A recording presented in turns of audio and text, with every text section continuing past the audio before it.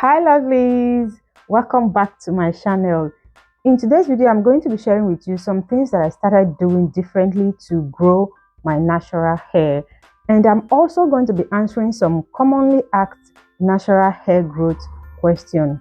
This video is packed loaded for those who are ready to grow their natural hair long, thick, full and healthy. So if you're ready to take your natural hair to another level, then please sit back, relax, get your popcorn, get your juice, get your water, sit back, relax and watch this video because I'm going to be sharing a lot. I'll be sharing my tips with you, things that I started doing to grow my hair, and I'll also answer some questions concerning natural hair. If you find this video helpful, please don't forget to like, drop a comment for me. If you have any question concerning your hair, feel free to ask in the comment section. I will respond to you. Even if I don't respond on time, I have a lot of amazing subscribers and friends here who are ready to answer you. Let's get started. Before I start, let me just tell you a short story about my natural hair. My hair was taught in this length for 5 years and I don't see anything wrong with it. I was not bothered because in my family we don't have long hair, we don't have full hair.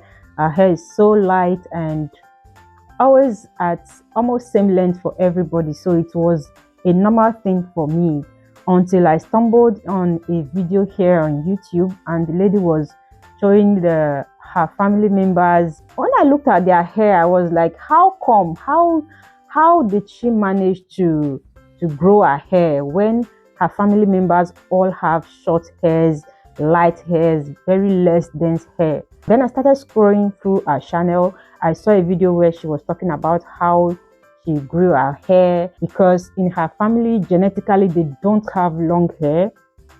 So she was sharing her struggles, her tips, her tricks, and I was like, really? So if she can grow her hair, that means I can grow mine as well. So I started reading, I started doing different research on how to grow my natural hair. I finally incorporated those things, those tips, those tricks, and before I knew it, I started seeing results. It was so amazing, and everybody was asking me, what are you using on your hair? What is making your hair grow this fast? What is making your hair grow long and full? And when I tell them this is what I'm doing, this is what I'm doing, people don't believe it. Some of them will even say, oh, genetically you have hair, except for those that know my family members. What are the things that I started doing to see difference? First of all, I was intentional about growing my hair. I was determined to grow my hair. I was always reading about hair growth. I was always watching videos about things I could do to grow my hair. After seeing the video of that lady, I was motivated to start growing my hair because I started scrolling through her channel. Anybody I see with long hair on YouTube, I want to see what they are doing. I want to hear their tips. I want to hear the tips they are sharing on how to grow natural hair. I always make sure I watch the whole video carefully so I don't miss any step. That was the first thing I started doing. And after watching, I'll go ahead and I started practicing those things. And the first thing I started doing was to keep my scalp clean, because then I would just stay until whenever I install a protective style. Before then, I'll just leave it on for as long as it takes. Then there is this saying that if your hair is dirty, it's going to grow faster. So I'll just leave my protective style for as long as it takes. And even sometimes after taking down the protective style, I don't wash my hair before installing a new protective style. I never knew I was doing a lot of damage to my hair. So the first thing I did was to start washing my hair frequently. And the second thing I did was to be gentle with my hair whenever I'm taking down my protective style, because before then, my hair was always between 8 inches and 6 inches. So when I install a protective style for a long time and I take it down, I'll notice my hair has gone back to 8 inches. A few weeks later, after taking down the protective style, before I install another style, I'll notice my hair has gone back to 6 inches. So for years, it was always between 8 and 6 inches until I started reducing the rate at which I manipulate my hair. I did not see growth. The second thing I did was to stop over manipulating my hair, and it works like magic.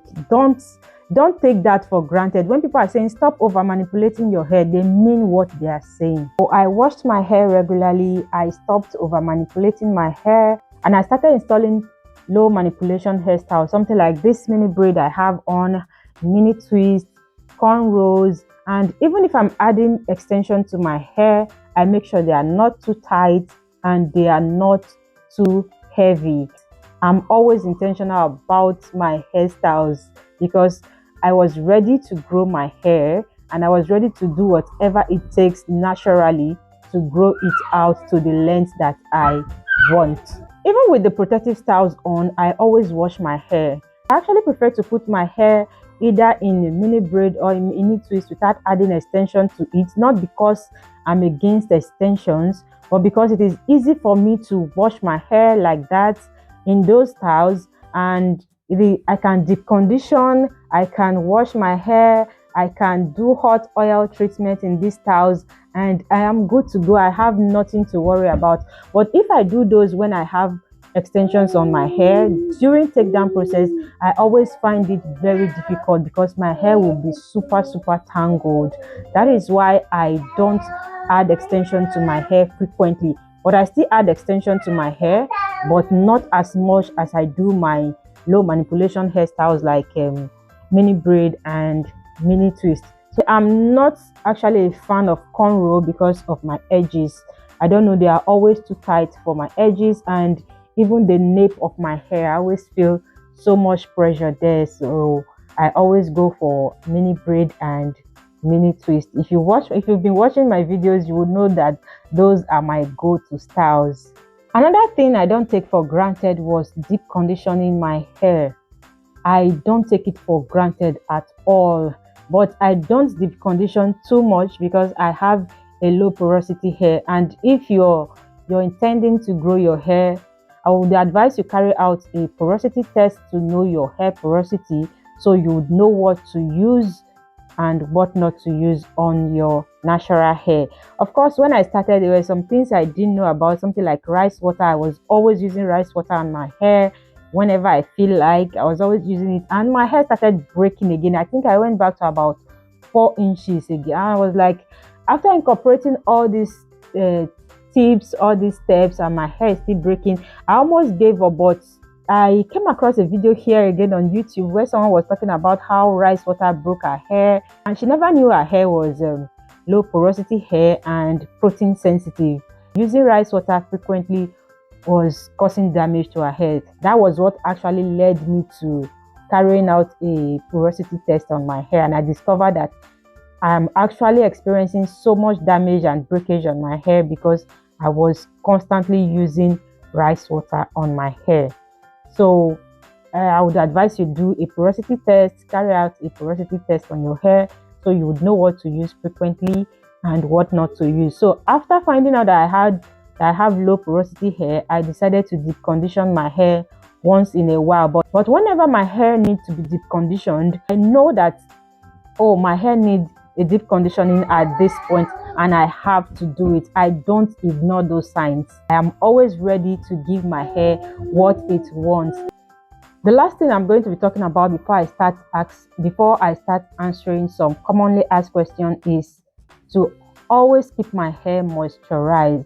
I always keep my hair moisturized. I try as much as possible to keep my hair moisturized, and I keep the ends protected. Before I use anything like grease or oil, butters on my hair, I make sure I hydrate my hair before I do that to prevent me from sealing in dryness into my hair. So I always moisturize my hair and I keep the ends protected to prevent damage. Because when the ends of your hair are constantly exposed and you don't take care of them, they are prone to breakage. They are the oldest part of your hair, so you need to take some precautions to care for them. And also, let me just add this: I trim my hair whenever there is need for it. I know a lot of people say trim your hair frequently, either a month, every 3 months. I don't go with that. I trim my hair whenever there is need for my hair to be trimmed. Sometimes when I use too much heat on my hair, I notice that my hair needs to be trimmed more compared to when I don't use heat on my hair. So like I said earlier, I listen to my hair and I give it what it wants. In summary, what I started doing was to keep my scalp clean. I stopped over manipulating my hair. I started installing low manipulation hairstyles. I don't do tight and heavy hairstyles, and I deep condition my hair according to my hair porosity. I don't leave my hair to be too dry before I moisturize and hydrate, and I keep the ends protected and trimmed whenever there is need for me to trim them. Remember, I trim whenever there is need for me to trim them, because when you are growing your hair half inch every month and you are trimming out half inch every month, I wonder how you are going to retain length. But if there is damage, of course you should trim it off, because it might lead to more damage. Now let me go ahead and answer some commonly asked natural hair growth questions.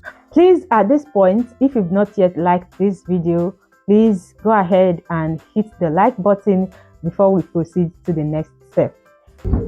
So the first question here is, do you think these herbs and natural hair growth recipe you're doing on your channel is really working?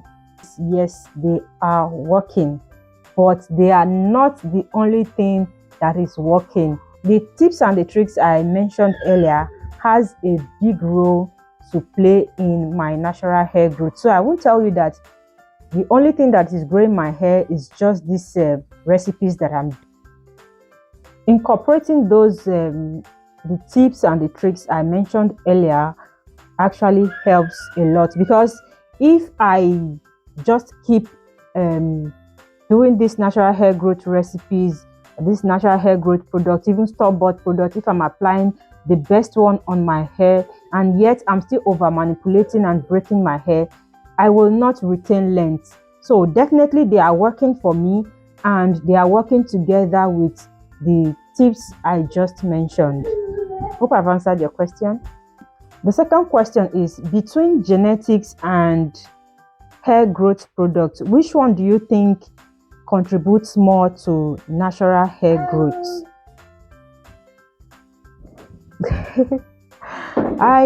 If you have a long hair genetically and you don't care for it, with time it will start breaking.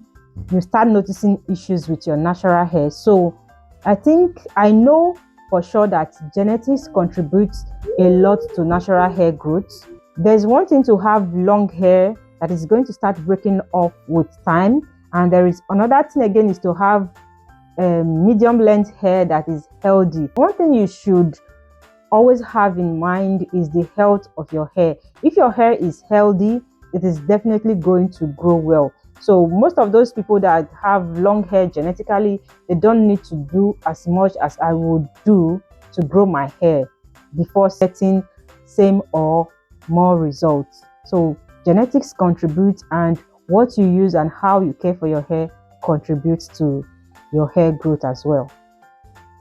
Next question is, whenever I use cloves and rosemary on my hair, I find out that my hair is always dry and it breaks off so easily, and I've stopped using them. What do you advise I start using next? Well, you can try different things until you get the one that works very well for you. But when I started using cloves and rosemary, I experienced a lot of negative effects, which dryness and breakage was one of them. I didn't just give up because my hair was drying and breaking because I used those products, on those herbs on my hair. I had to start watching videos. Whenever I see cloves broke my hair or rosemary makes my scalp itch and makes my hair dry, I always watch those videos to listen to what they have to say, and most times I get the result, I get the answers to my questions. I get to know that if you're using cloves mostly on your hair, you have to step up your moisture game.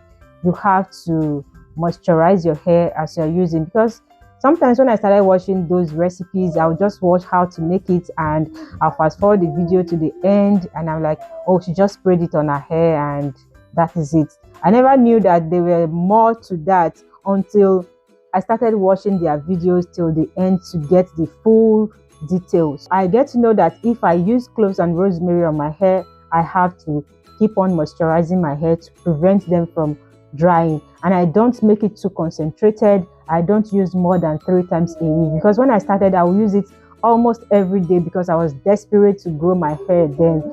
I was so desperate to grow my hair, so I was using it almost every day. Sometimes I'll use in the morning and I'll use in the evening, because I was thinking the more I use it, the more my hair is going to grow out. And when I wake up in the morning, I'll try to measure my hair. I'm like, oh, this hair is still stuck in same length, until I started experiencing breakage and I decided to check what was going on. Then I found out that I was overusing it and I was not moisturizing my hair enough. And as for the scalp that was itching me, was because I was making it too concentrated. I was using too much of the cloves in my hair growth spray. So that was what I found out. But so after trying all of these and you still get the same issue, I would advise you stop using it, because everything must not work for you. I would advise you stop using it and look for something else that will work for you. Next question is, the ends of my hair are always dried and they break off so easily, and I also experience a lot of knots. What do you think I should do to get rid of them? Like I mentioned earlier, always keep the ends of your hair protected.